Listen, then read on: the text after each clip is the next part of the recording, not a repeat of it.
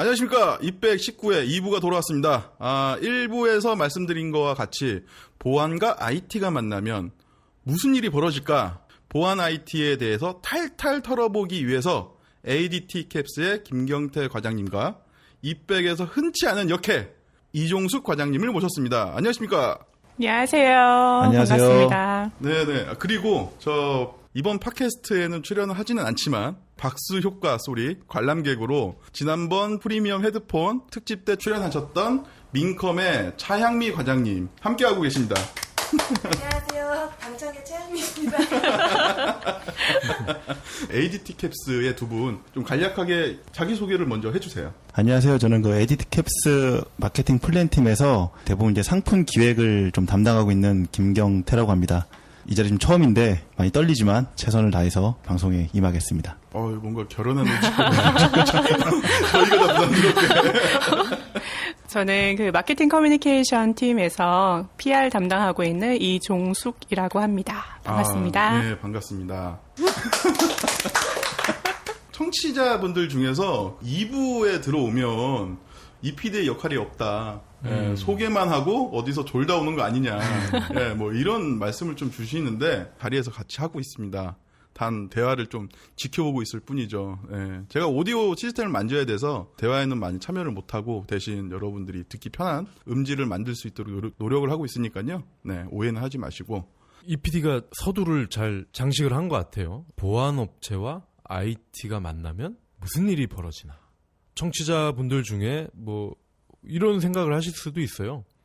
보안이 IT랑 무슨 관련이 있나. 뭐 보안하면 뭐 경찰, 캡스, 세콤 뭐 이런 게 생각나실 텐데 알고 보면 상당히 밀접한 관계가 있죠. 그래서 일단 그러면은 우리 김 과장님께서 네. 요 둘 사이의 밀월 관계 한번 좀 설명을 해주시죠. 과거에 아마 보안이라고 하면은 일반 그 사람들이 생각할 때 출입문을 잠그고 뭐 카드를 대면 열리고 뭐 경비원이 상주에 있다가 뭐 누가 침입하면 출동하고 그런 거에 대한 이제 보안, 전통적인 보안에 대한 인식이 좀 많이 강하거든요. 근데 사실 보안 장비는 IT의 기술이 발전할수록 그걸 좀 따라가게 돼 있는 형태입니다. 지금 현재로서는. 뭐 가령 예전에는 아마 출입문에 대한 보안을 한다 하면은 뭐 열쇠를 사용한다든가 아니면 뭔가 이렇게 카드를 대서 이렇게 문을 열었잖아요. 근데 IT의 기술이 이제 발전하는 부분을 약간 보면 요즘에 뭐 NFC 그리고 뭐 블루투스, 와이파이 이런 뭐 통신적인 부분에 대한 발전과 더불어서 보안 장비도 뭐 NFC를 통신한다든가 아니면은 블루투스 4.0을 통해서 근거리 아니면 조금 더 떨어진 부분에서 제어할 수 있다든가. 그러니까 뭔가 보안이라는 부분이 딱딱하고 뭔가 좀 불편한 부분에서 IT가 접목되면서 보안 본연의 목적은 갖고 있지만 뭔가 좀 편하게 사용할 수 있게끔 해주는 게 결국엔 IT 기술이라고 좀 생각이 되고요. 더군다나 이제 요즘에 뭐 사물 인터넷이나 뭐 IoT, 뭐 IoE 뭐 이런 방식으로 뭐 M2M 여러 가지 이제 IT 기술들이 나오면서 정말 걷잡을 수 없이 보안의 영역이 점점 넓어지고 있는 것 같습니다. 네. 구체적으로 그러면은 캡스 어떤 보안 제품을 통해서 한번 소개를 해 주시죠. 지금 현재 가정을 타겟으로 이렇게 좀 만들었던 ADT 캄이라는 상품이 있습니다. 캄? 예, 캄이요. 예. 캄이 이제 그 영어로 CALM 해서 좀 조용하고 평안하고 이런 이제 고객한테 뭔가 평안을 준다라는 의미에서 이제 ADT 캄이라는 상품이 만들어졌는데 과거에 우리 이제 보통의 무인경비 기기들은 침입하면 이제 센서들이 침입을 알려주고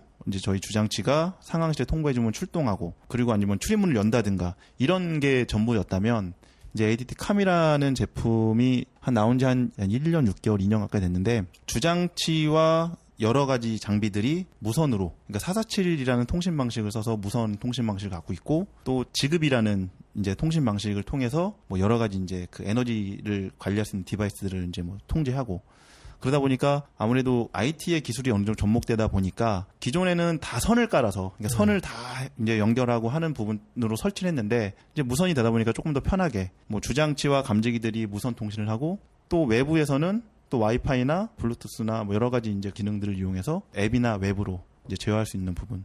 그러니까 보안의 목적이 그동안은 뭔가 집을 지켰다, 뭐 내 재산을 보호한다는 그런 부분에서 조금 더 사용자가 뭔가 다른 부분을 편리할 수 있게 뭐 쉽게 예를 들면은 우리 집에 내가 가스를 안 잠그고 갔는데 밖에 나갔더니 이제 불이 켜진 것 같아. 그러면 앱으로 현재 상태가 어떤지를 보고 뭐 가스를 잠근다든가 이런 부분이 이제 다 통신 기술이 맞물려서 들어가야 되는 거거든요. 그러니까 과거에는 사실 상상도 못했던 일들이 이제 점점 IT 기술이 발전하다 보니까 보안도 이제 점점 접목을 해야 되고 그러다 보니까 상품을 기획하는 이제 제 입장에서도 상당히 좀 이제 일이 많고 일반인들이 생각하는 가장 이제 보편적인 상품이라고 하면 왜 우리 흔히 볼 수 있는 뭐 이곳은 캡스 경비 구역입니다. 네. 이렇게 스티커가 붙어 있는 네. 집이나 작은 회사 요런 데 어떤 보안 장치일 텐데 네. 그거는 지금 어느 단계까지 와 있나요?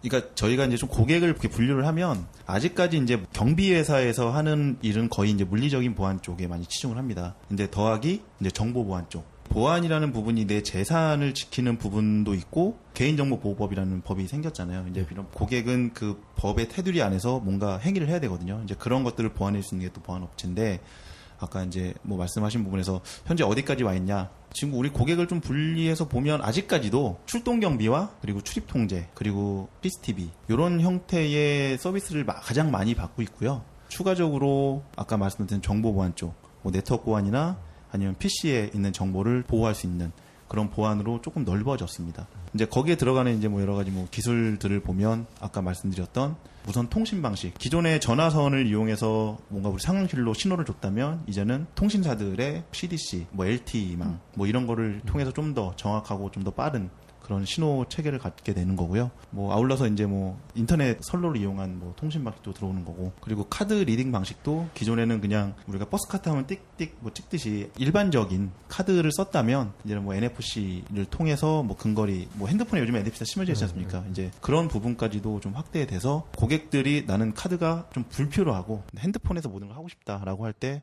뭐 연동을 해야 되는 이제 그런 부분까지도 다. 사실상 무인경비 서비스를 이제 간략하게 소개를 해드리자고 한다면 일단은 고성능 감지기가 외부 침입을 이제 감지를 하게 되죠. 그렇게 되면 이제 상황실에 이상이 접수가 되고 그렇게 되면 이제 상황실에서 통합관제센터에서 이제 최단 거리에 있는 전문 보안요원에게 이상 신호를 전달을 합니다. 그러면 전문 보안요원이 신속하게 그 자리로 출동을 하게 되는 요게 그 저희의 플로우 시스템이거든요. 감지를 어떻게 해요? 도둑이나 나쁜 사람들이 침입을 한다. 그럼 기존에는 카드 키를 열고 들어가야 되는데 이게 아닌 어떤 무단으로 뭔가를 그렇죠. 뭐 창문을 이걸 통해 해제를 침입을 하거나? 한다거나. 네. 그러면 이게 이제 센서가 울리고 이런 방식이잖아요. 그렇죠. 네. 네. 그러니까 지금은 이거를 뛰어넘은 뭔가가 있나요? 현재도 물리적인 보안에서 네. 누군가가 침입을 했다라는 걸 알려주는 거는 센서로 합니다. 네.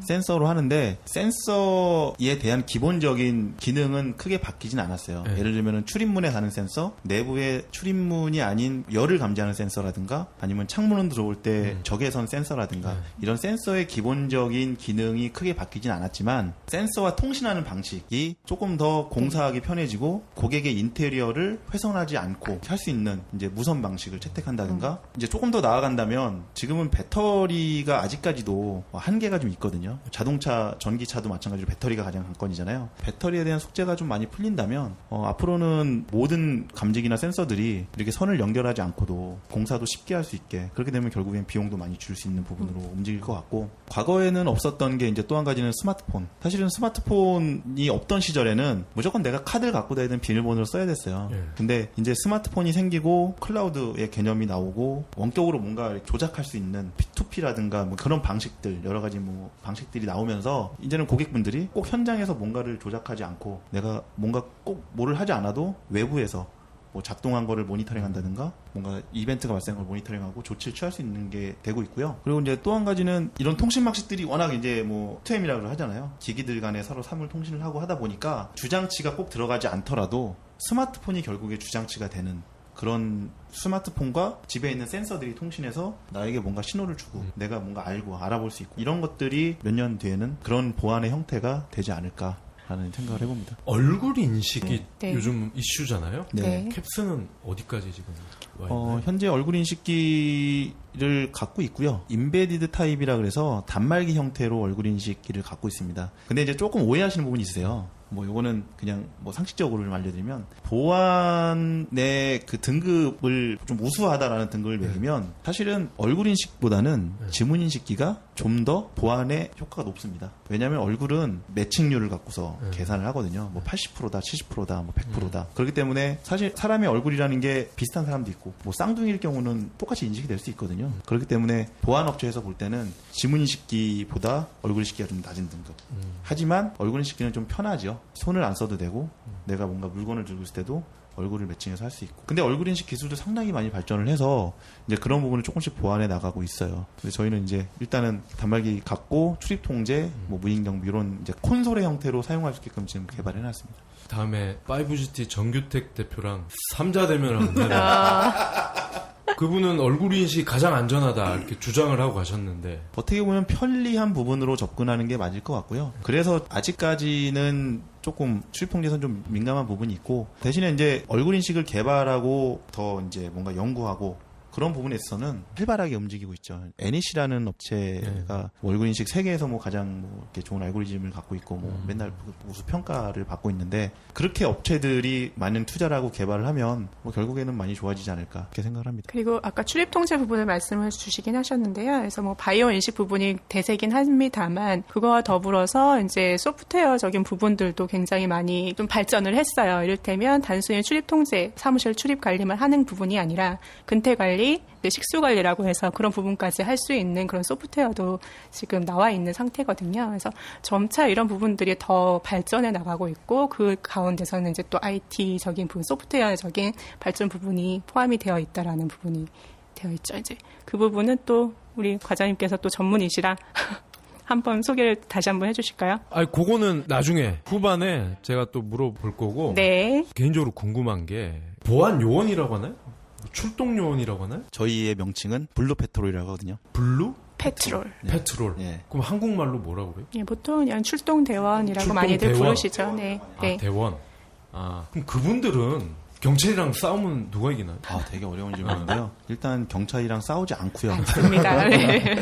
경비 회사의 출동 근무자들은 사법권이 없습니다. 그건 다 아실 거고요. 그렇기 때문에 경비 회사에 있는 근무자들이 가장 하고자 하는 목적은 사고가 더 이상 확산되지 않도록 방지해 주는 게 목적이거든요. 경비 회사의 본질적인 목적이기도 하고요. 그래서 최대한 신호가 걸리면 빨리 출동을 해서 더 이상의 사고가 발생하지 않게. 그리고 뭐 깨진 유리창의 법칙이라고 있잖아요.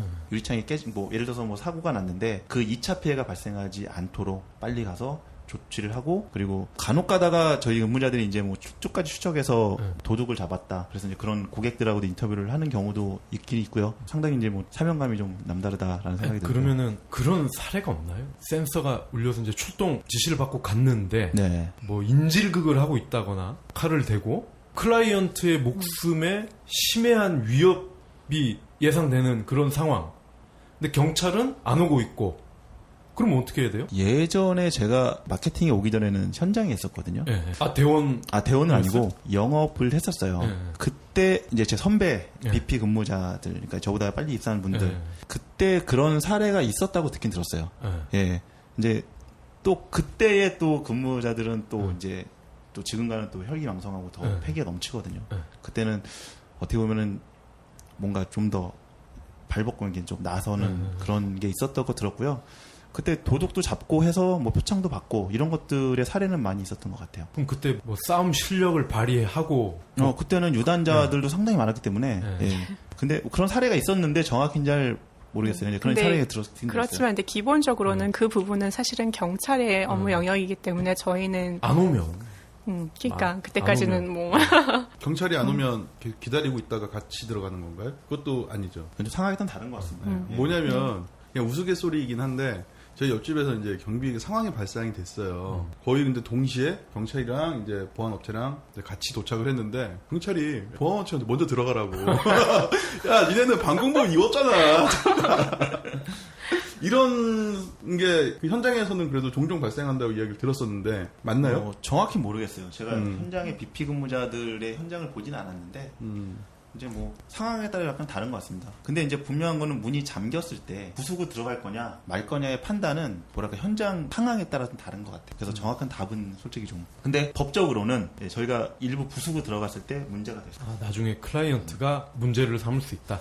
그러면 그 경찰이 오기 전까지 뭐 제지를 하려면은 범인을 때릴 수는 없다. 그러면은 가스총이나 뭐 이렇게 전기로 딱 하면 뭐 기절하고 이런 거 그런 걸 쓸 수는 있어요? 제가 그것까지는 모르겠습니다. 저는 이제 아무래도 상품 쪽을 담당하기 때문에 근무자들이 어디 영역까지 해야 되는지는 네, 일단 출동하는 제가 것까지 아는데 우스갯소리처럼 질문을 드린 게 작년 여름인가? 본가가 대전에 있는데 옆집에서 난리가 난 거예요. 어떤 아저씨가 우통을 다 벗고 자기 집에 온갖 기물을 파손을 하고 유리를 다 깨부시고 장독대 다 집어 던지고 가족들한테. 근데 아무도 신고를 안 하는 거야.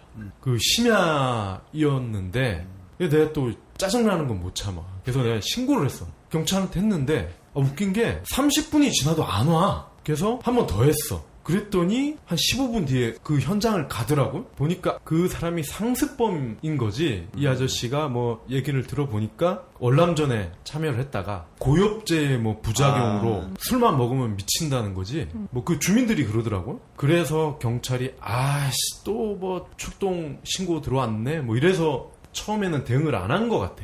근데 그때 그 아저씨가 깨진 유리를 손으로 잡고 가족을 막 위협을 하는 상황이었단 말이지. 그래서 그런 질문을 드린 거예요. 이 경찰은 안 와. 상황에 따라 다르지 않을까요? 저도 예전에 신고를 한 적이 있는데 또 그땐 되게 금방 왔거든요. 그 싸움이 끝나기 전에 와려갖고 좀 민망한 적이 오는데 끝났어. 그래서 좀 민망한 적이 있었는데. 그리고 출동 대원분들도 선발 요건이 있을 것 같아요. 제가 아는 범위 내에서 말씀드리면 출동 근무자들 같은 경우는 군대에 예를 들어서 뭐 장교로 가거나 이러면은 뭐 아버지의 할아버지의 얘기까지 보잖아요. 그런 식으로 가족에 대한 정가 뭐 이런 것도 다 보고요. 일단 인성검사를 되게 까다롭게 합니다. 그 인성검사에서 통과를 못하면 일단은 안 되고요. 그리고 아까 말씀드린 그 검사하고 그리고 운전도 일반 면허증으로 안 되고요. 일종 이제 특수 뭐 저걸 받아요. 그러니까 운전 정밀 검사를 하나? 그러니까 일반 운전 그 면허가 아니라 그거보다 더 한 단계 높은 거. 예, 그게 일종 아니에요? 그러니까 일종 면허증은 기본이고요. 이제 그거 말고 테스트하는 게 있습니다, 항목에. 그런 걸 받더라고요. 꼭 유단자가 아니어도 되나요? 예전엔 진짜 유단자 위주로 많이 뽑았는데 어떻게 보면 저희가 이제 고객 서비스 회사 아닙니까? 그러다 보니까 기본적으로 근무자들은 대부분 다 거의 단증을 갖고 있어요. 왜냐하면 이제 뭐 학교 때 운동을 했다든가. 근데 그것도 많이 보지만 아무래도 보안 장비 기기를 다뤄야 되고 또 고객 서비스 마인드가 있기 때문에 아무래도 좀 봤을 때 인상이 좋고 그리고 여러 가지 신상 명세 뭐 이런 것도 다 깨끗해야 되고 또 기계를 좀 잘 다룰 줄 알고 그런 네트워크에 좀 밝고 이런 친구들이 좀 많이 뽑힙니다. 유단자이면서 마스크가 괜찮기가 쉽지 않은데. 회사 와보셨나요? 그러니까 제가 예전에 용인대인가? 네, 용인대. 한체대인가? 그 뭐 유도, 태권도 이쪽 있는 친구들이 그러더라고요. 자기네들은 취직 걱정이 없대. 왜 없냐고 그랬더니. 태권도 학원 차리게? 그랬더니 그게 아니라 세콤이나 캡스에서 알아서 데려간다는 거야. 근데 얼굴이 다 후질근해. 힘들 것 같은데. 그런 애들이 그러더라고. 근데 요즘에는 아무래도 고객들이 봤을 때 거부감 없고 좀 꽃미남 스타일. 꽃미남이라기보다는 좀 이제 든든한 얼굴들, 이제 신뢰감 있는 얼굴들을 선호를 하시죠. 아무래도 이제 내 재산을 출동해서 이 사람이 지켜준다고 생각을 하는데 이제 그런 부분에서는 되게 이제 좀 일반 직원들보다도 좀 더 까다롭게. 그럼 이 PD는 어떻습니까? 든든합니까? 이 정도면 뭐. 직원들이 후질근하시네요. 제 얼굴을 보고. 이 정도면 뭐. 인상이 좋으신데요? 출동할 때는 2인 1조로 하지 않나요? 2인 1조는 아닙니다.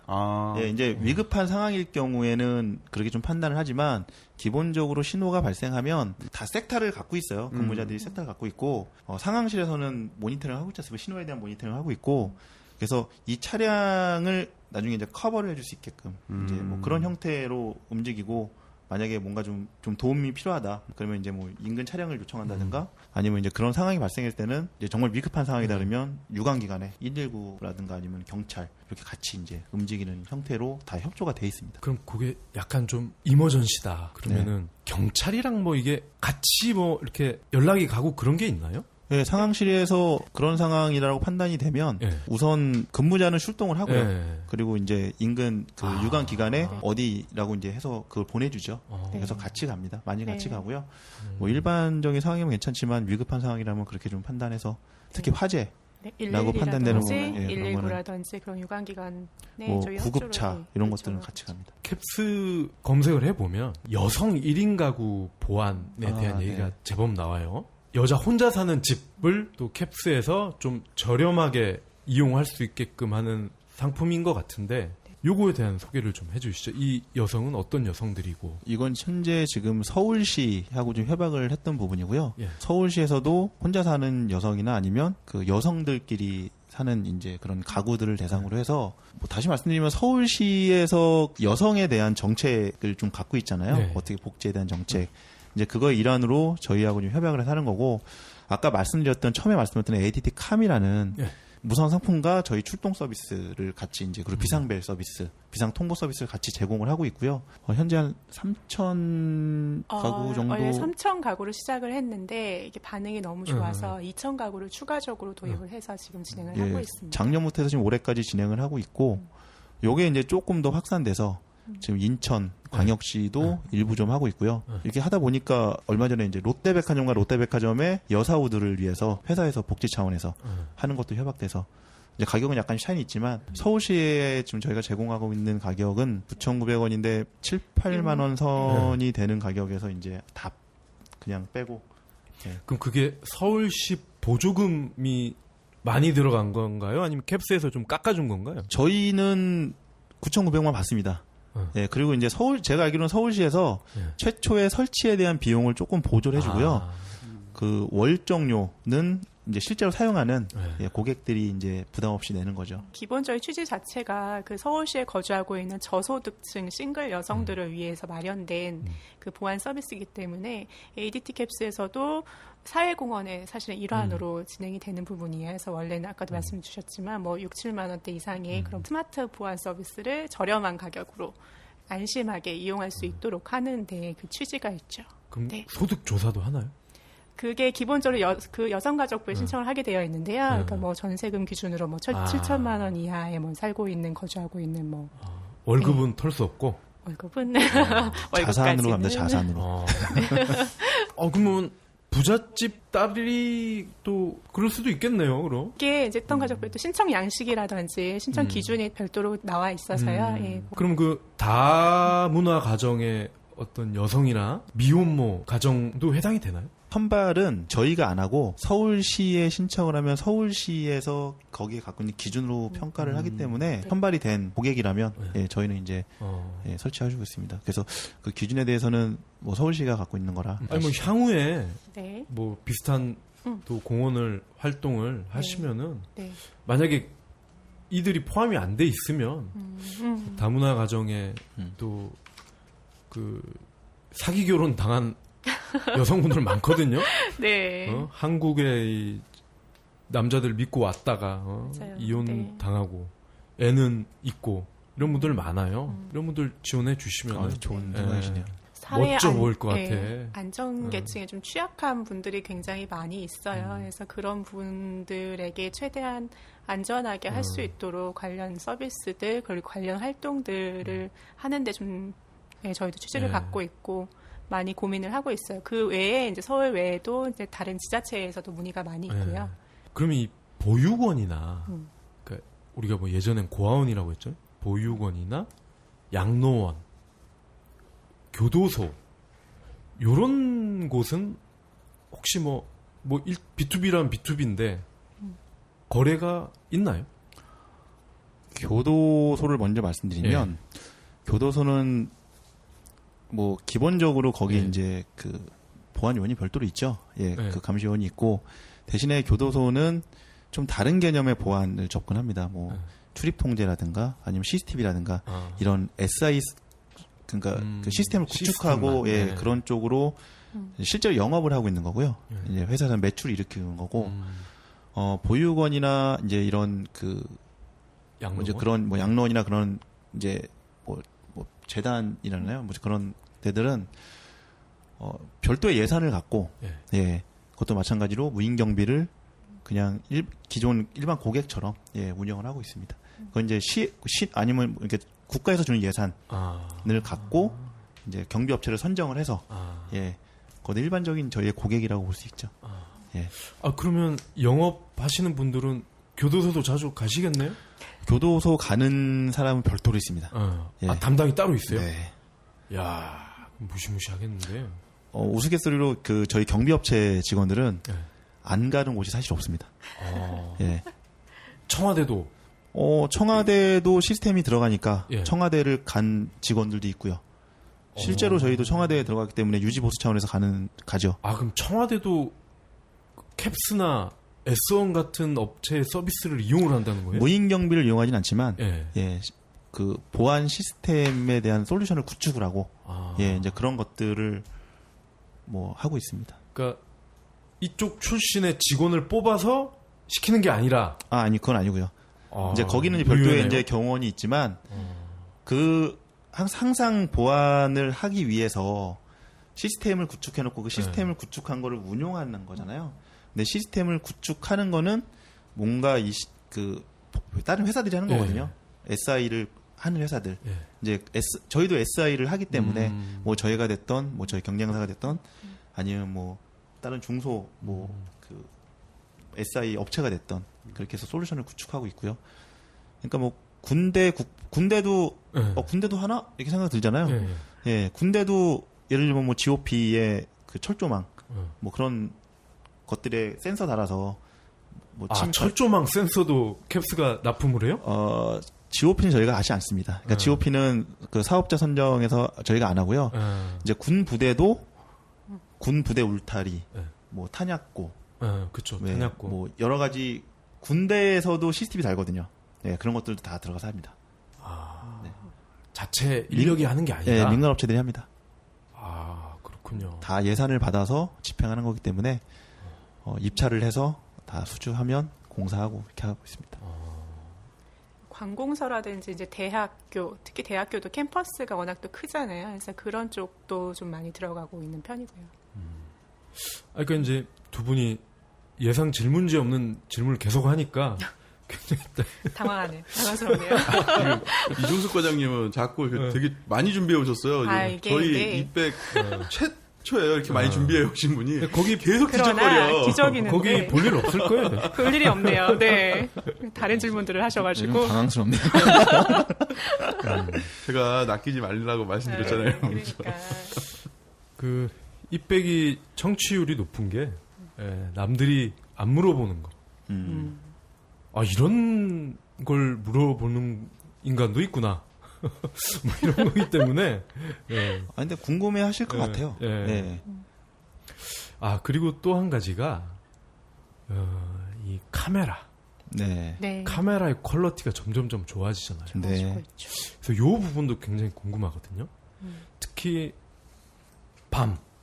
밤이나 네. 비가 오거나 눈이 올 때 어느 정도까지 이 식별이 가능해졌는지 가급적 저희 뭐 생활과 좀 연관된 부분을 말씀을 해주시면 재밌을 것 같아요. 기술적인 부분을 하나 좀 알려드리겠습니다. 예. 그 CCTV라고 하잖아요. 예. 이제 CCTV의 카메라는 화질이 그러니까 화소수가 높아지면 높아질수록 야간에 안 좋습니다. 예. 그 이유는 혹시 스마트폰이 지금 보면은 뭐 1,몇백만 화소 되죠. 그 스마트폰으로 불빛이 없는 데서 아마 영상 그 카메라를 켜면 하나도 안 보일 거예요. 그쵸. 이제 그거는 카메라의 이제 센서 렌즈의 차이인데 옛날에 아날로그 카메라들은 화소수가 낮았어요. 뭐 41만 화소. 근데 지금은 HD급은 200만 화소잖아요. 200만 화소, 300만 화소 이런데 디지털로 가고 HD급으로 가면서 그 렌즈가 CCD라는 렌즈에서 CMOS 렌즈로 바뀌었어요. 그러면 결국에는 쉽게 말씀드리면 41만 화소는 이런 렌즈를 그냥 뭐 41만 개로 쪼개놨다고 보면 되고요. 200만 화소는 이걸 200만 개로 쪼개놨다고 보면 됩니다. 그렇기 때문에 이 렌즈 하나가 빛을 받아들이는 그 광원을 받아들일 때 면적이 좁잖아요. 그렇기 때문에 HD급으로 갈수록 야간 영상이 안 좋습니다. 예. 그래서 HD급 카메라가 가면은 꼭 수반돼야 될 게 빛이거든요. 예, 조명이 수반되든가 아니면 카메라 자체에서 뭐 LED라든가 IR을 켜줄 수 있게끔 그런 이제 보조적인 장치가 들어가야 야간에 영상을 볼 수가 있는 거고요. 그러다 보니까 이제 그런 경우가 생겨요. HD급 주간의 영상 정말 좋은데 야간 되니까 하나도 안 보이더라. 예, 이런 얘기도 나옵니다. 이제 그거는 이제 그 카메라에 대한 특성을 잘 모르고 설계를 했다가 이제 좀 문제가 되는 경우가 발생하는 거죠. 예. 저 화질에 대해서 말씀을 주셔서 그냥 네. 갑자기 또 생각이 나는 건데 그 영화나 드라마 같은 데를 보면 CCTV 화면을 막 확인하면서 야 여기 얼굴 좀 더 키워봐 그러면 막 깨끗하게 나오잖아요. 네. 그게 지금은 가능한 건가요? 그 주간이라고 하면 우선은 일반적인 CCTV 상으로는 그거는 그냥 영화고요. 예.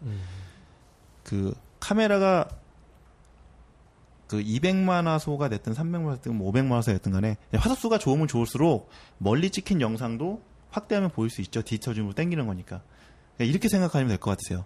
내가 디지털 카메라로 영상을 찍었는데 사진을 딱 찍고서 모니터에서 디지털 줌을 쭉쭉쭉 드래그를 해서 마우스 드래그를 해서 보면 어떻게 됩니까? 화질이 깨지죠. 네. 예, 그렇게 된다고 보시면 되세요. 근데 화소수가 예전에 41만에서 200만화소로 바뀌었기 때문에 그게 조금 더 좋아졌다. 그러니까 멀리 찍고 넓게 찍어도 어느 정도 영상을 확대해서도 식별할 수 있다라는 거고요. 근데 이미 식별이 안 되는 영상을 뭔가 이렇게 확대해서 보려면 그거는 별도의 이제 뭔가 소프트웨어적으로 보정을 해주는 그런 기술이 들어간 거고요.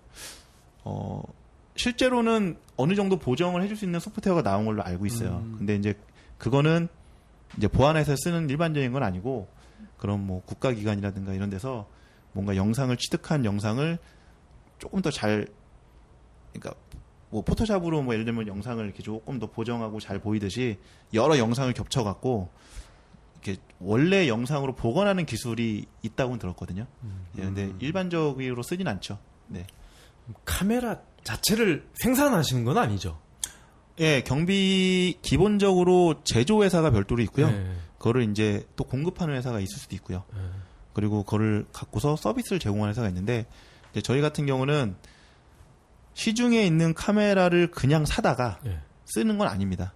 예, 그 요즘에는 다 그러니까 우리 회사 기준에 맞게끔 커스터마이징을 합니다. 커스터마이제이션을 해서 뭐 신뢰성도 높여야 되고 그리고 장비에 대해서도 이제 저희 기준치에 들어야 되기 때문에 저희 벤더들한테 기준치를 주고 그거대로 개발을 해서 갖고 오는 거고요. 특히 녹화 장비 같은 경우는 요즘에 스마트폰으로도 영상을 보고 하잖아요. 이제 결국엔 그런 것들이 이제 회사에 있는 서버나 이런 인프라에다 연동을 하는 거거든요. 그렇기 때문에 뭐 중국산 예를 들어서 뭐 제품이 아무리 싸다고 해도 그냥 사갖고서 쓸 수 없는 이유가 이제 그런 겁니다. 그래서 시중에 있는 제품을 저희 제품화 시키는데도 보통 한 1년 정도 기간이 소요됩니다. 이제 요거는 조금 이제 민감한 질문인데. 안 했으면 좋겠네요.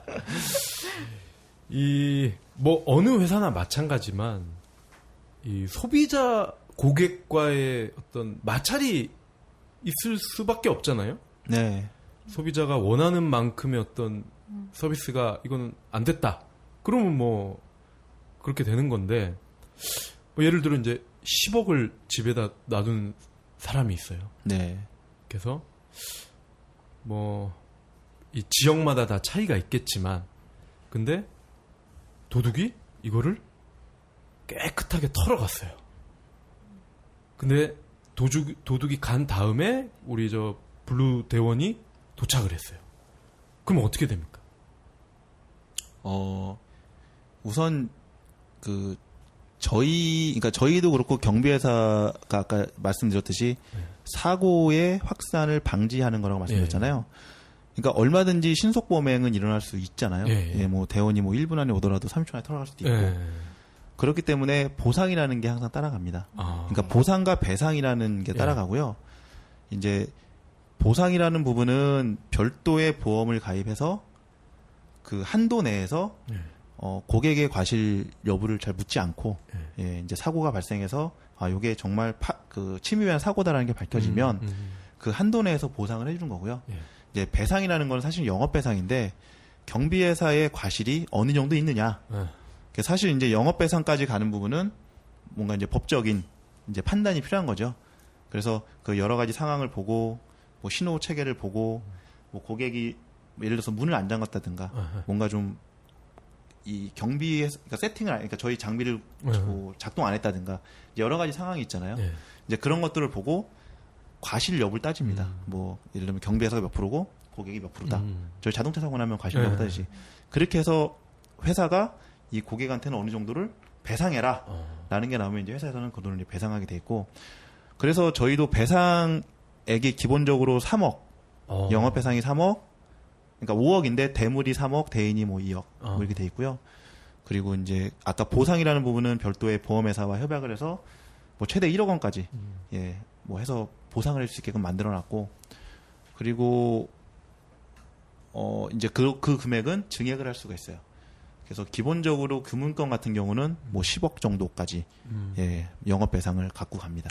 그럼 대인이라 하면 대인이라 하면 상해를 당했을 경우에 네, 맞습니다. 강도나 이런 사람들한테 그렇죠. 그거 이제 대인에 대한 부분도 아까 얘기 말씀드렸듯이 보상과 배상이 다 나눠져 있고요.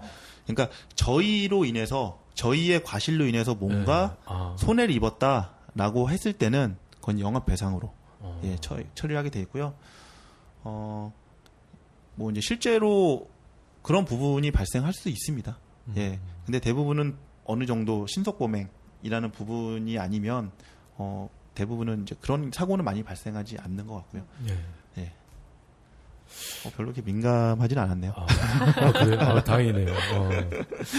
그 요새는 지방이나 네. 이렇게 시골 쪽도 외곽도 이 서비스를 이용한 분들이 꽤 돼요. 네, 맞습니다. 그러니까 저희 그때 태양광 그 사장님도 집은 서울인데 그 태양광 발전소가 전라도 네.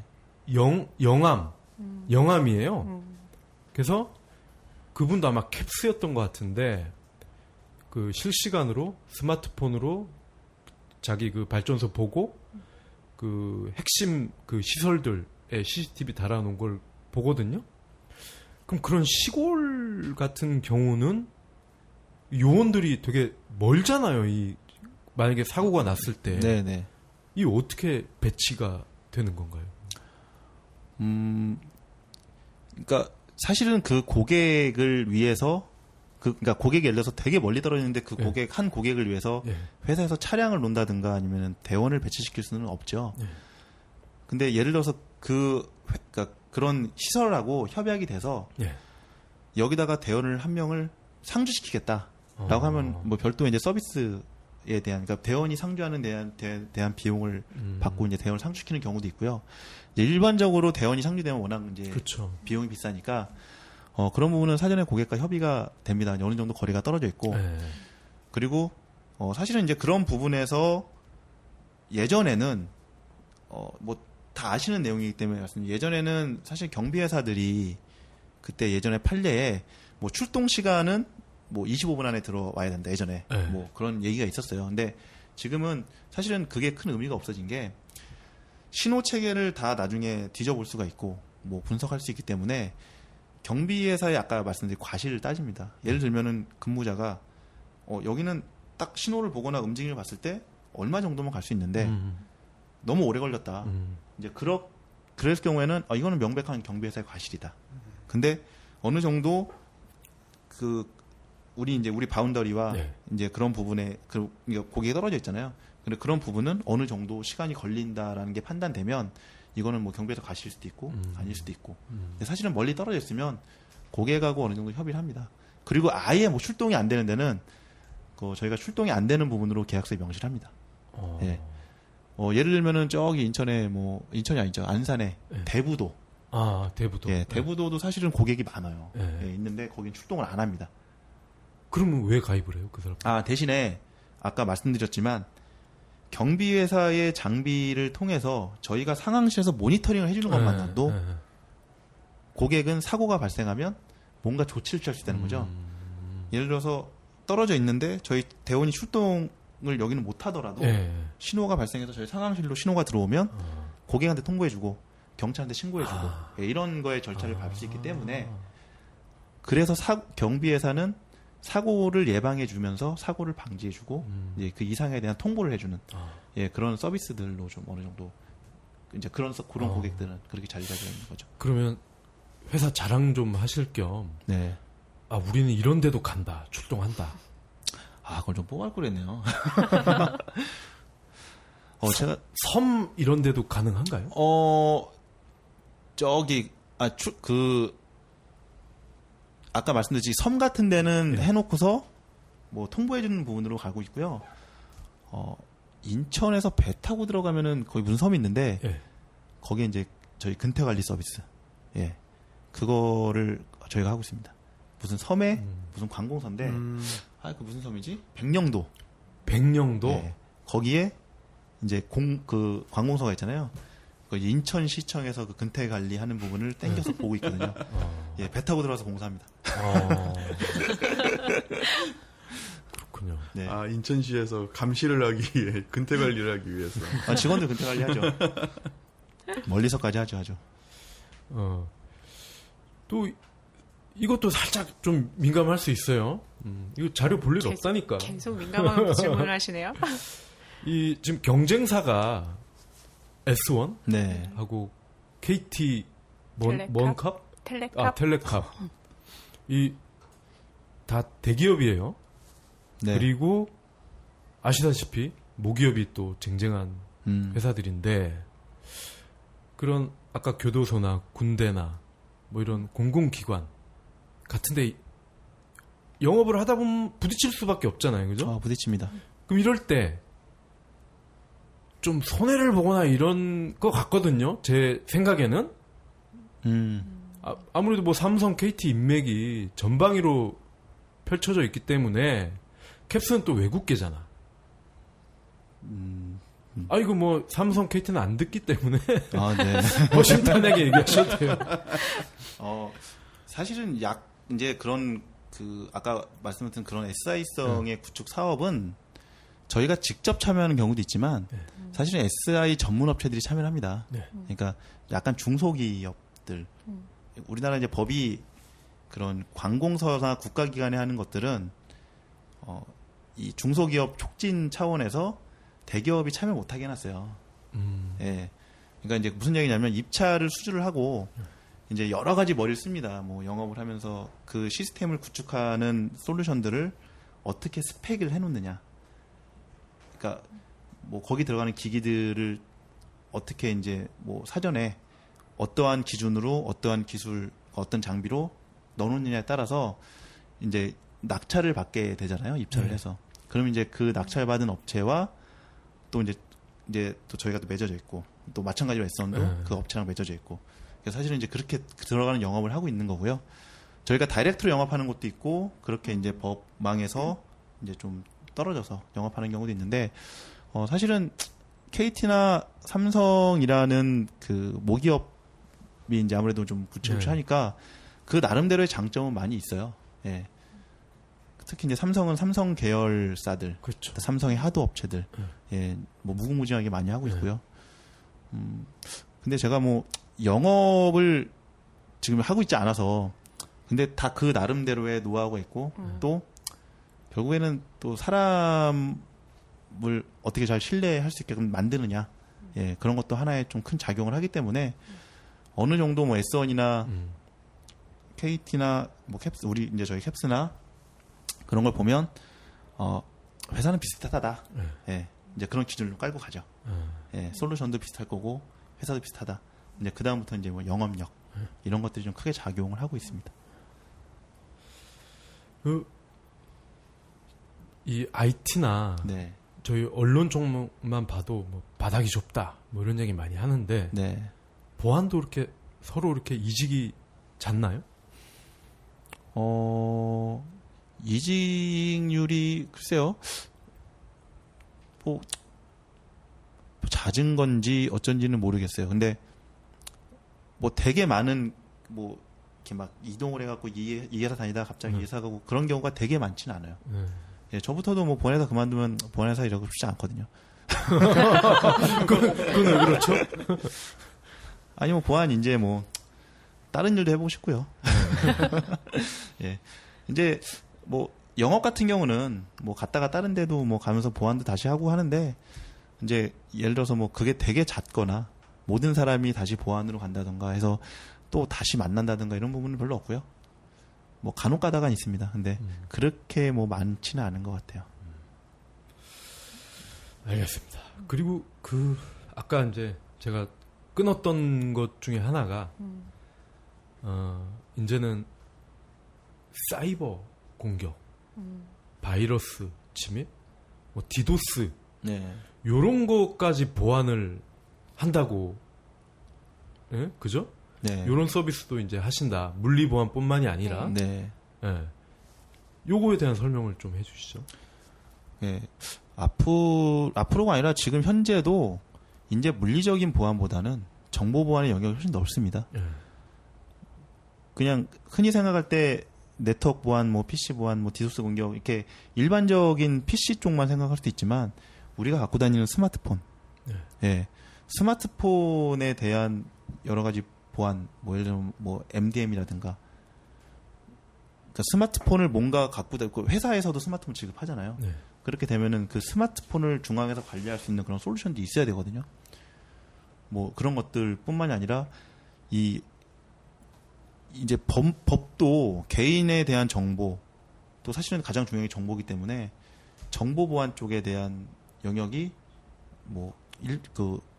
물리적인 보안보다는 앞으로 훨씬 더 커지고, 예, 더 넓어지고, 그게 앞으로 먹거리가 될 거라고 생각이 되고요. 일단 저희 회사에서 하고 있는 부분은 이제 네트워크 쪽하고 일반 PC 쪽에 대한 보안을 좀 먼저 하고 있고, 예, 점차 넓혀 나갈 계획을 갖고 있습니다. 아니, 그러면 디도스 공격이나 뭐 네트워크 해킹 이런 거는 어떤 전문적인 해커나 네. 이런 악의적인 집단이 이제 공격을 하는 건데, 이 보안 업체에서 이들에 대항할 만한 그런 기술과 노하우가 있다는 건가요? 지금 물리 보안 쪽으로 계속 일을 해 오셨는데 이런 서비스가 나온 지 얼마 안 됐잖아요. 예, 사실 무인경비 회사에서 그 영역까지 모두 다 커버하기는 네. 쉽지는 않을 것 같고요.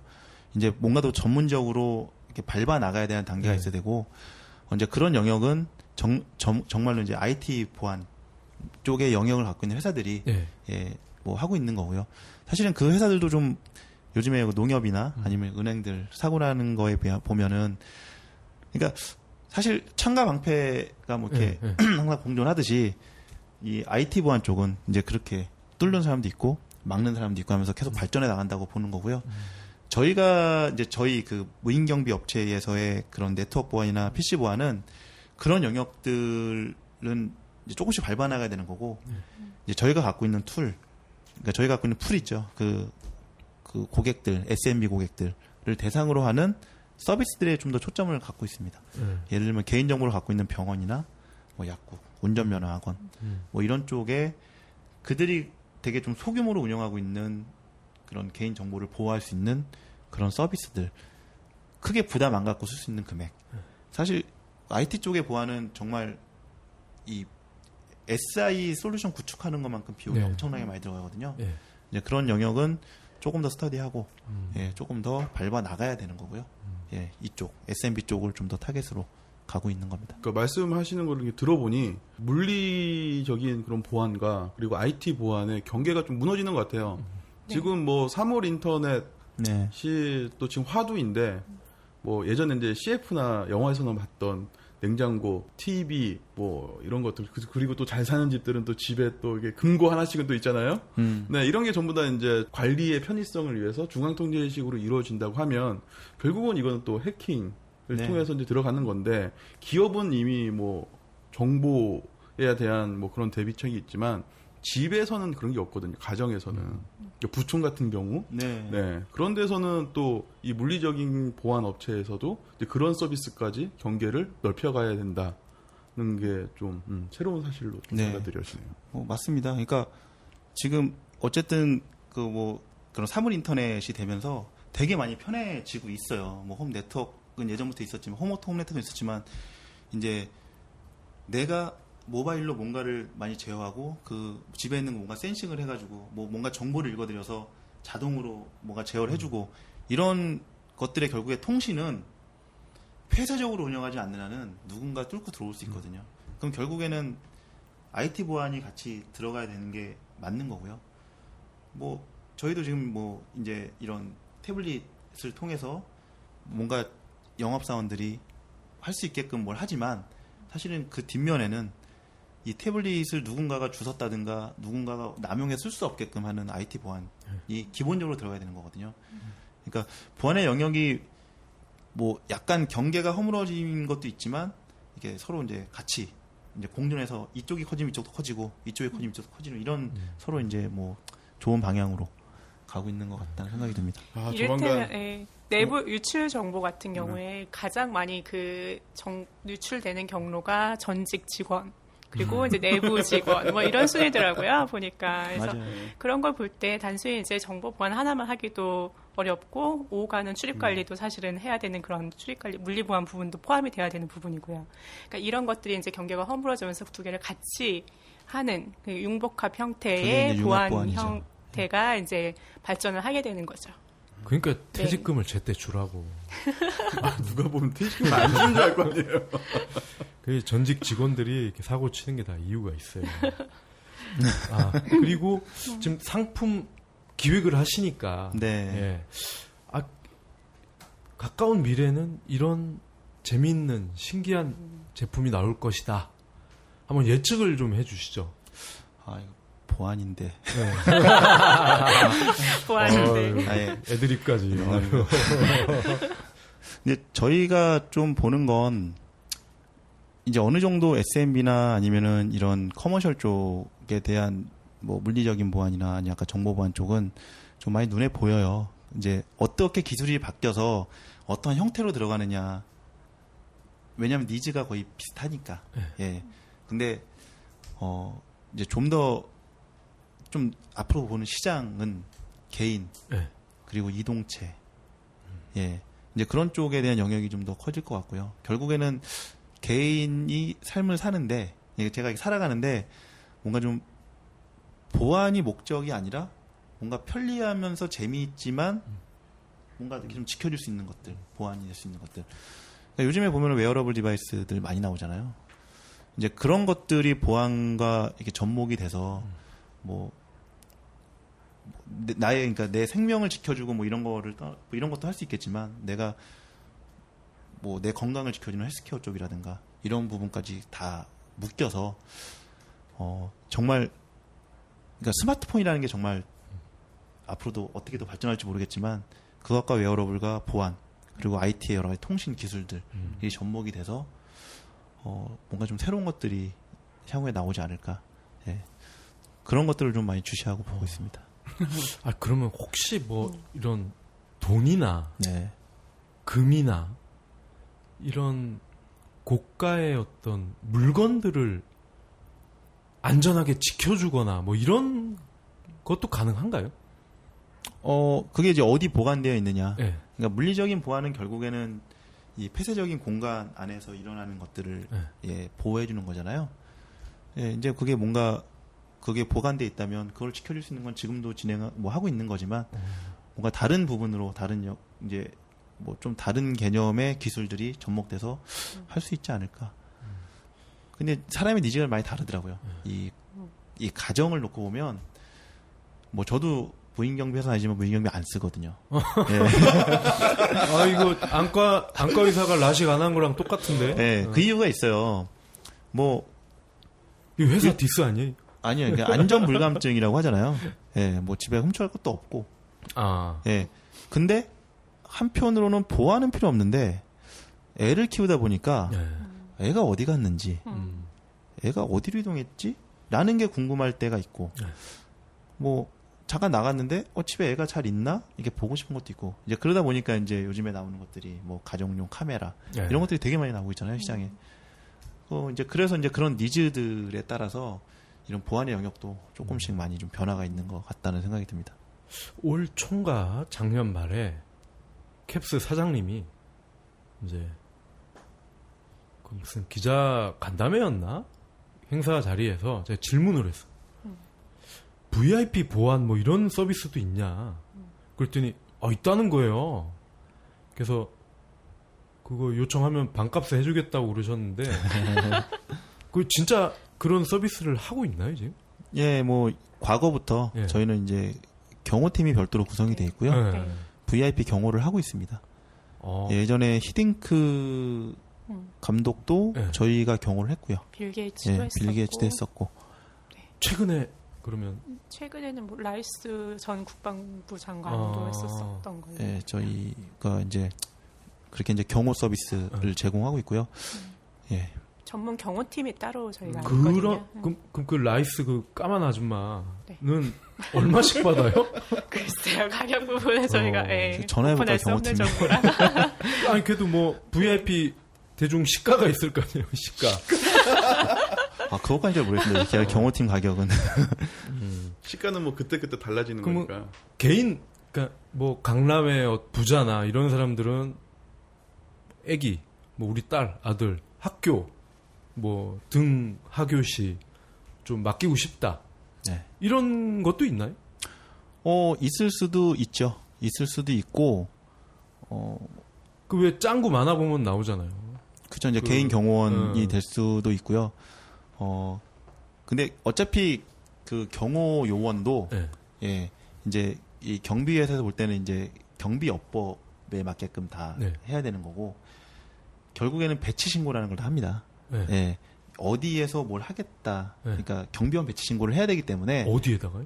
그거는 이제 경찰서에다가 이제 합니다. 어. 예, 경비원 배치 신고를 합니다. 예, 그래서 그냥 뭐 오늘 의뢰 받았다 그래서 네. 오늘 딱 뭔가 경호 서비스를 제공할 수 있는 건 아니고요. 네. 사전에 의뢰를 받고 계획을 잡고 이제 이렇게 이 지역에서 어떻게 하겠다는 배치 신고를 하고 들어가기 때문에 예, 그런 사전에 뭐 그런 진행하는 것들이 많이 있죠. 그 연예가 중계 게릴라 데이트 보면은 네. 항상 귀에 뭐 스프링 단 아저씨들이 막 이렇게 하면서 막 네네. 그 경호 요원들 같은데 그런 서비스를 그럼 캡스나 세콤에서 하는 거예요? 의뢰가 들어온다면은 할 수도 있죠. 근데 제가 알기로는 방송국에서는 네. 방송국에서 전문적으로 쓰는 회사들이 있습니다. 아, 네. 그렇게 들었어요. 그거는 물리 보안도 아닌 그냥 전문 전문 그 VIP 네, 경호. 경호업체. 경호업체가 또 따로 있고. 아, 알겠습니다. 그리고 또 이제 곧 추석이잖아요. 네. 제가 듣자 하니 캡스에서 특별 경계에 들어간다. 이 뭐 추석 설에만 따로 뭐 경계 근무 쓰고 뭐 이런 뭐 매뉴얼이나 이런 게 있나요? 아니 뭐 가격을 더 내야 되나요, 이 기간에는? 아, 그렇지는 않습니다. 아무래도 사고가 가장 많이 나는 기간이고 네. 뭐 여름 휴가, 뭐 명절 때 이제 집을 비워야 되는 기간이기 네. 때문에 네.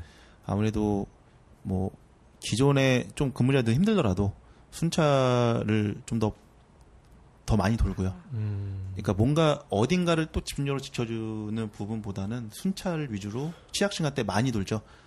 예, 기존보다 많이 돌고 그리고 이제 특별히 뭔가 좀 필요한 사업장들이나 이런 부분에 이제 저희도 이제 고객들을 좀 나누지 않습니까? VIP 이제 그런 서비스를 좀 제공하고 있고요. 아, 출동 신고가 안 들어와도 순찰을 예, 돈다고요? 네. 항상 순찰은 예. 그 자기가 아. 맡은 바운더리 내에서 뭐 이제 사실은 이렇게 대로변 같은 데는 사고가 크게 나지 네. 않지만 이런 취약 지역 뭐 공장이나 아니면 이런 그 사람들이 다니지 않는 곳은 사고가 발생할 수 있고 또 이런 사고의 가장 큰 게 사실은 도난도 사고가 날 수 있는 요인이지만 사실 화재 사고 이런 것들에 대해서 더 민감하거든요. 예, 특히 그래서 그런 부분에 있어서 좀 많이 시설에 대한 순찰을 많이 돌죠. 특히 노후화된 공장이나 노후화된 사업장들은 그런 화재 요인이 항상 있기 때문에 조금 더 많이 면밀히 보고 결국엔 거기서 사고 나는 것들이 옆에까지 다 번질 수 있는 거기 때문에 예, 아까 말씀드렸지만 사고의 확산을 방지해주고 예방해주는 게 경비업체 본연의 업무니까 예, 그거에 좀 충실하려고 하고 있습니다. 그러면 뭐 현장 요원들도 즐거운 이 명절을 보내야 되는데 근무하시는 분들은 뭔가 특별한 혜택 뭐 이런 걸 또 준비해 주시나요? 근무를 하는 순간에는 없을 것 같고요. 뭐 특별수당. 뭐 지사에서 이제 지사장님들이 이제 같이 명절 때 좀 나와서 같이 근무하시고 뭐 근무는 아니고 이제 동료 차원에서 현장 나가서 좀 뭐 밥도 사주고 이제 매니저로서의 역할을 좀 하고 있는 것 같습니다. 밥은 별로 안 반가워. 예, 뭐 돈을 줘요. 아 그렇죠. 아, 그럼 이거 제가 드리는 마지막 질문은 네. 스포츠 마케팅 관련해서 어? 예, 이 스포츠요. 제가 또 야구를 좋아하다 보니 아, 네. 방송국은 이게 SBS였나요? 네, SBS. 네. 이 보면은 하이라이트가 딱 끝나면 오늘의 캡스 수비? 맞나요? ADT 캡스 플레이. 캡스 플레이. 그래서 라고 합니다. 그날 가장 멋있는 수비를 한 선수를 네. 투표를 하죠? 그렇죠. 시청자 그렇습니다. 투표. 네. 그러니까 잘 막았다 이거지. 네. 안타가 될 수 네. 있는 공을 잘 막았다 이거지. 그래서 아주 인상적이더라고요. 네, 저희 보안 회사의 업을 조금 살린 캠페인이에요. 철통 수비, 철통 보안 이런 느낌을 살려서 ADT 캡스 플레이라는 걸 하고 있고요. 요거랑 또 비슷하게 이제 골프 쪽에서도 그 올해부터 새로 시작한 건데 ADT 캡스 세이브 챌린지라고 해서요. 그 가장 어려운 홀에서 그 안전하게 파 세이브를 하는 그런 세이브. 선수에게 주는 이제 그런 또 캠페인을 벌이고 있습니다. 야, 그럼 야구 같은 경우는 박 차장님 같이 하이라이트 즐겨 찾는 분들은 좋아하시겠네요. 아유, 그러니까. 또 뭐 하나 있지 않아요? 골프랑 저희 야구 골프 말고? 대회를 또 하나 열고 있고요. 그거는 저희가 올해로 이제 11년째, 11회째를 맡고 있고 KLPGA 투어 중에서는 역대 4번째로 역사가 깊은 권위 있는 대회라고 보실 수 있겠습니다. 정규 대회죠? 네, 정규 대회입니다. 아니 골키퍼도 괜찮을 것 같은데. 네, 스포츠 쪽에 정 누구지 이번에 월드컵 나가네? 정대세? 누구? 정 뭐시기 있잖아요. 정성용? 정성용. 맞아. 골 왕창 먹은 놈 그. 이런 방송인가요? 그런 애쓰면 망하겠다. 네, 그것도 그거지만 저희 기본적으로 이제 고객들하고 많이 만날 수 있는 사실 접점이었기 때문에 이런 부분들을 하는 거고요. 그리고 저희는 고객 서비스를 제공하는 업체이기 때문에 고객들한테 그런 성원에 보답하는 의미의 그런 다양한 이벤트들이라든지 그런 마케팅 활동들은 계속 생각을 하고 있습니다. 네. 이 PD는 추가 질문 없으신가요? 이종숙 과장님께서는 자료를 되게 많이 준비를 하셨는데 많이 준비하는데 그 내용들을 하나도 안 네, 쓸 일이 물어보셨어요. 없어. 네, 많이 준비를 하셨는데 네. 저희가 혹시나 네. 눈치를 못 채고 아니에요. 여쭤보지 네, 그렇지 못했던 않습니다. 이것만은 꼭 말하려고 가지고 나왔는데 아우 저 스티커 막 색깔별로 분류해가지고 뭘 물어보실지 몰라서 5개나 붙였는데 뭐 볼 일이 없네. 해왔는데 많이 안 해주시더라고요. 저희 뭐 제가 이럴 줄 알았으면 어제 잠을 좀 잘 걸. 잘 못 잤어요. 그러니까 그걸 해주시면 돼요. 요거는 정말 중요하다. 요건 좀 언급을 하고 싶다. 이런 부분이 있어요. 방금 말씀하신 것 같아요. 네. 잠을 자게 좀 해달라고. 우리가 그 다른 경쟁사보다 이거 하나만은 끝내준다. 이거 하나는 끝판왕이다. 끝판왕. 예. 네, 준수한 외모의 그 요원들 말고. 저희가 이제 에디트 캡스라는 게 사실은 이 분야만 걸어갔어요. 예. 네. 그 이제 경비 업체, 그러니까 무인 경비 업체의 외길 인생. 예. 지금 벌써 한 몇 년이죠? 70 몇 년? 70 지금 40여 년 네, 이상을 40여 년 정도를 국내에서는 그렇고 예, 뭐. 이제 해외까지 다 합치면 이제 140여 년 이상의 역사를 가진 140년이요? 그렇죠. 예, 에디트라는 브랜드 자체가. 네. 그래서 사실은 이 분야에 있어서 많은 뭐 딴 길 안 보고 네. 되게 이제 뭐 그 출동 그리고 뭐 관제 이런 프로세스들이나 이런 것들이 되게 잘 돼 있고 경험이 가장 많고 그래서 이런 그 진짜 장인처럼 한 우물을 파면서 정말 전문 보안 회사로서의 그런 그 길을 좀 걸어왔기 때문에 뭐 예를 들어서 다른 회사들이 뭔가 좀 다른 뭐 영역하고 뭐 갑자기 들어오고 막 했지만 뭐 그런 부분에 있어서는 저희가 뭐 단연코 좀 자신 있다라는 생각이 좀 듭니다. 근데 갑자기 생각났어. 취재원 중에 한 명이 그러더라고. ADT 캡스가 이라크 전쟁터에서도 영업을 한다. 사실입니까? 그럴 수 있겠네. 저희 그 저번 주에 이라크 전쟁터는 아니고요. 네. 전략사업부의 그 솔루션 지원팀 직원이 네. 그 시스템 구축 때문에 네. 쿠웨이트로 쿠웨이트. 네, 출장 갔습니다. 오, 그럼 그분이 그분인가? 그럴 수도 있어요. 한국에서 해외도 이렇게 넘어가서 이제 서비스를 판매를 하시네요. 뭐 아무래도 이제 뭐 그런 시스템 구축이나 이런 부분은 이제 아무래도 뭐 해외에서도 네. 요청이 들어오고 그렇기 때문에 이라크라고 그랬는데. 뭐 희번도 크게 뭐 공정위 조사 나오고 이러지 않으니까요. 뭐. 네, 이라크는 잘 모르겠고 쿠웨이트 갔습니다. 아무튼 그러면 처음 이제 이 서비스를 창업한 게시한 나라는 어느 나라예요? 본사? 저희요? 네. 예, 미국이 미국, 가장 네. 먼저였고요. 미국에서 처음에 그 전보회사였죠. 예, ADT 전보. 아, 예. 그러면 펜타곤이나 그 백악관 이쪽도 다 캡스가 하고 있는 건가요? 거기서는 캡스가 아닐 거고요. ADT? 네. 예, ADT. 근데 백악관 같은 데는 안 하지 않을까요? 잘 모르겠는데요.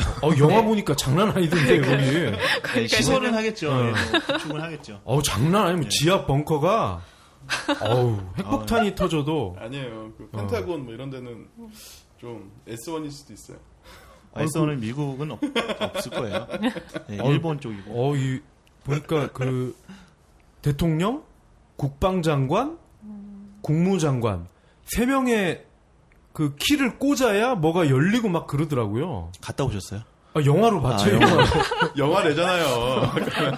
영화? 어. 아니, 가신 줄 알았네. 아유, 깜짝 놀랐어요. 그 백악관 내부를 그래도 전혀 허황되게는 하지 않았을 거 아니에요. 그 네. 백악관이 무너진단가 뭐 그런 영화인데. 그 최근에 한 1년 됐어요. 그거 한번 보세요. 그거 재밌어. 네, 여튼 그러면 저희는 이제 오늘 방송분은 여기까지 네. 마무리하는 걸로 하시고 네. 뭐 크게 뭐 어렵지 않았죠, 그죠? 뭐 예, 다소 그냥, 민감한 부분들은 있었으나 네. 재밌는 부분이었죠, 그죠? 네. 마무리하시죠, 우리 PD. 보안의 경계가 IT 보안과 사물 보안 그리고 개인 경호 이 모든 서비스들의 경계가 좀 무너진다라는 생각을 좀 많이 들었고 이런 부분에서는 역시 IT가 중심적으로 핵심적인 역할을 하고 있지 않나 생각을 하게 됐고요. 준비 많이 해오신 과장님 두 분 다 오늘 잠도 못 주무셨는데 피곤한 표정으로 성실하게 답변을 해주신 과장님 모두 감사합니다. 수고 많이 하셨습니다. 수고하셨습니다. 감사합니다. 감사합니다.